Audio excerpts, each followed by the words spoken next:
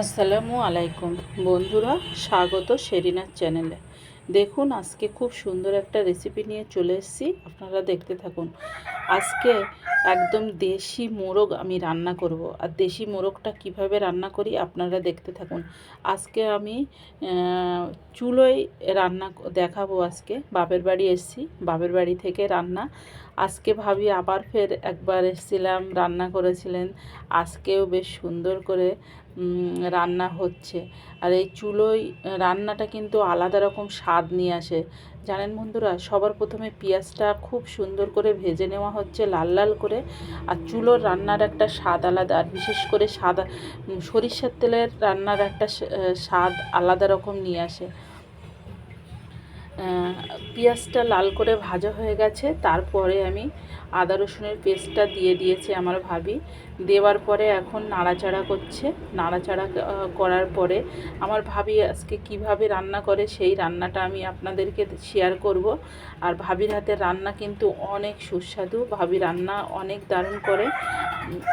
তো দেখুন, আমার পেঁয়াজটা লাল লাল করে করা হয়ে গেছে, তারপরে মাংসগুলো দিয়ে দিচ্ছি। আর এখানে সমস্ত রকমের মশলা পুরো শিলে বাটা ছিল। শিলে বাটার আলাদা একটা স্বাদ নিয়ে আসে, আলাদা ফ্লেভার নিয়ে আসে। আর শিলে বাটার মাংস এমনি অসাধারণ ভালো লাগে খেতে, খুব সুন্দর ভালো লাগে। শিলে বাটা মানে একটা সুন্দর, মানে খুব সুন্দর একটা রান্নার একটা ফ্লেভার আসে। দেখুন, আমার রান্নাটা কষানো হচ্ছে এধারে। আর কিভাবে রান্নাটা করব এটা আপনারা দেখতে থাকুন। রান্নাটা কিন্তু অনেক সুন্দর, অনেক সুন্দর হবে। আর দেশি মোরগ তো, দেশি মোরগের মাংস অনেক বেশি ভালো লাগে। এলাচ, দারচিনি, লবঙ্গ একটু বেটে রেখেছিল, সেটাও দিয়ে দিয়েছে, লবণও দিয়ে দিচ্ছে। আমি আজকে রান্নাটা দেখব, সম্পূর্ণ আপনাদেরকে দেখাবো, আমিও দেখব যে রান্নাটা কিভাবে করছে। দেখেন, গুঁড়ো লঙ্কা দিয়ে দিয়েছে, তারপরে গুঁড়ো লঙ্কা, হলুদ, সমস্ত কিছু।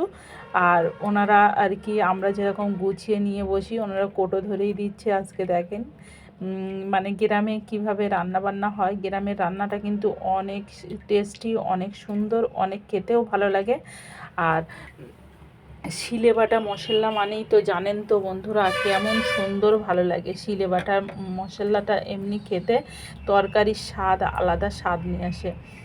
আর দুটো মোরগ ছিল, দেখেন রানগুলো কেমনভাবে আছে, দেখতেও যেমন সুন্দর লাগছে, ঘ্রাণটাও অনেক সুন্দর বার হচ্ছে। ঘ্রাণটা না শুকলে আপনাদেরকে কি করে বোঝাবো। আমি শুকছি, আমি বুঝতে পারছি যে কত সুন্দর ঘ্রাণ আসছে। আর এইভাবে কিন্তু চিকেনটা রান্না করলে দারুণ আসে। দেশি চিকেন তো এইভাবে রান্না করলে তার তো অতুলনীয় একটা সুন্দর একটা ফ্লেভার আসে। আর দেখেন, এই যে আমার এবারে কষানো পানি দিয়ে দিয়েছে।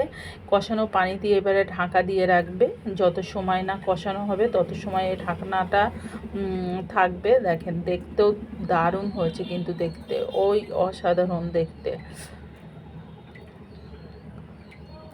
এবারে ভাবি দিয়ে দিল জিরে মরিচ বাটা দিয়ে দিয়েছে, আর ওর সঙ্গেও লবঙ্গ, এলাচ, সমস্ত দারুচিনিও বাটা আছে, আগে গোটা দিয়েছে, আবারও বেটে অল্প পরিমাণে দিয়ে দিল। আর জিরে মরিচ আমি শুনছিলাম ভাবির মুখে যে জিরে মরিচ বাটা দিলে নাকি দেশি মুরগিতে দারুণ একটা স্বাদ বা ফ্লেভার নিয়ে আসে। এর জন্যই নাকি চিকেনটা একদম সম্পূর্ণ, দেশি চিকেনটা আলাদা একটা সুন্দর খেতে বা ফ্লেভার সুন্দর আসবে, অসাধারণ একটা ভালো লাগবে। তা সত্যিই মাশাল্লাহ অনেক সুন্দর দেখতে লাগছিল, অনেক সুন্দর খেতেও লাগবে। আলহামদুলিল্লাহ, আমার কষানো হয়ে গেছে ভাবির। এবারে পানি দিয়ে দিচ্ছে। দেখেন কালারটা সেই জাস্ট দারুণ না, সেই সুন্দর এসছে কালারটা, সেই সুন্দর, খুব সুন্দর কালারটা চলে এসছে। এখন দেখুন, মানে এইভাবে রান্না করলে কিন্তু সত্যিই সুন্দর সুন্দর হয়, খুব দারুণ। আমিও এইভাবে রান্না করার চেষ্টা করি। আর এই সাইডে ভাই গরুর মাংস নিয়ে এসেছিলো, গরুর মাংসটাও রান্না করবে। কিভাবে রান্না করবে আপনারা দেখতে থাকুন। আর গরুর মাংসটাও অনেক সুন্দর ছিল, অনেক সুন্দর।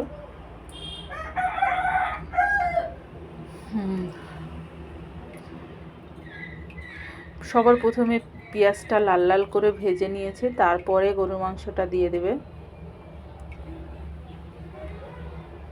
পেঁয়াজটা লাল করে ভাজা হয়ে গেছে, আজকে খাওয়া দাওয়া আরও অনেক কিছুই রান্না হয়েছিল, কিন্তু আমি এই দুটো রান্না দেখালাম। পেঁয়াজটা লাল লাল করে ভাজা হয়ে গেছে, এবার দারুচিনি এলাচ দিয়ে দিয়েছে।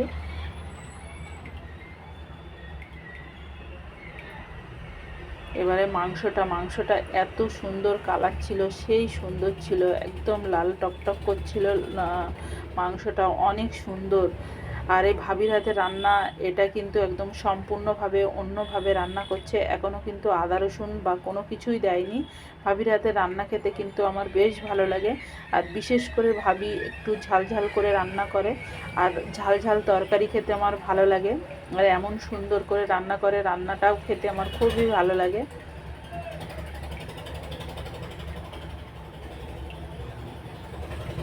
আমার আজকে কোনো কাজ ছিল না, শুধু ভিডিও করা ছাড়া।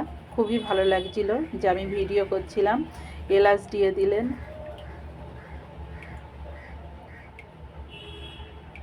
এলাচগুলো একটু ফাটিয়ে দিচ্ছেন। এলাচ যেহেতু একটু ফাটিয়ে দিলে এলাচের নাকি যে ওর ভিতরের দানা বা ফ্লেভারটা সুন্দর মাংসের ভিতরে চলে যায়।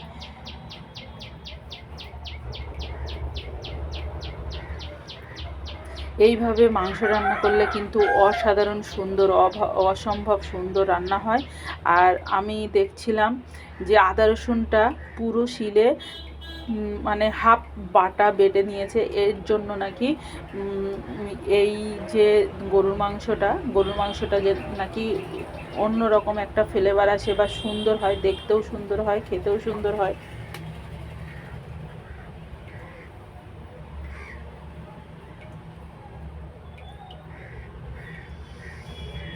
হ্যাঁ, লবণ দিয়ে দিল। আমি ভাবছিলাম যে এতগুলো মাংসে একটুখানি আদা রসুন, বলছে হ্যাঁ এটাই সুন্দর হবে, বেশি আদা রসুন দিলে ভালো লাগবে না, বলে এই রান্নাটা একদম কালা ভুনার মতন রান্না হবে, দারুণ হবে, একদম পুরো কষা কষা মাংস রান্না হবে।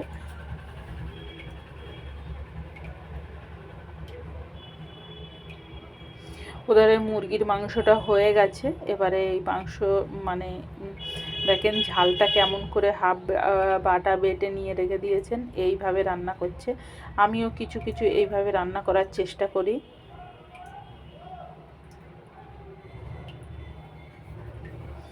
দারুণ দারুণ, দেখতেও যেমন দারুণ লাগছে, খেতেও অসম্ভব সুন্দর লাগবে।